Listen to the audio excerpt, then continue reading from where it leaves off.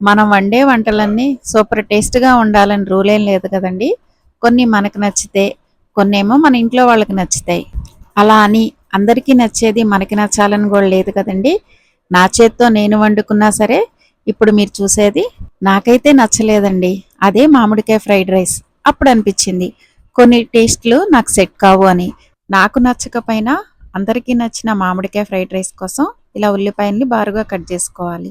పచ్చిమిరపకాయలు గూడా కట్ జేసి పెట్టుకోవాలి. అల్లం తురుము, మామిడికాయ తురుము, పుదీనా, కొత్తిమీర రెడీ చేసి పెట్టుకొని, తర్వాత స్టవ్ వెలిగించుకొని, బాండీ పెట్టుకొని, ఆయిల్ వేసుకొని, ఆయిల్ కొంచెం కాగాక బిర్యానీ మసాలాలన్నీ, దాంతోపాటు అల్లం తురుము, దాంతోపాటు పచ్చిమిరపకాయలు బారుగా కట్ చేసుకున్న ఉల్లిపాయ ముక్కలు అన్నీ వేసి, దాంతోపాటు రుచికి సరిపడా ఉప్పు కూడా వేసి, ఉల్లిపాయల్ని కొంచెం మగ్గనివ్వాలి.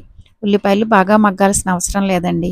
ఇప్పుడే కొంచెం కరివేపాకు కూడా వేసుకోవచ్చు. తర్వాత కొంచెం అల్లం వెల్లుల్లి పేస్ట్ వేసుకొని, అది పచ్చివాసన పోయే వరకు ఫ్రై చేసుకొని, తర్వాత మామిడికాయ తురుము. మామిడికాయ మరీ పుల్లని మామిడికాయ కాకుండా బంగినపల్లి గానీ, తోతాపురి గానీ అయితే బావుంటుంది.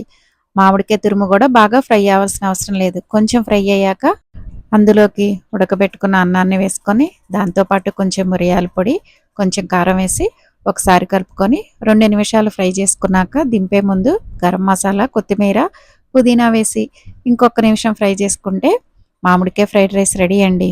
టేస్ట్ కొంచెం కొత్తగా ఉందండి. ట్రై చేయొచ్చు.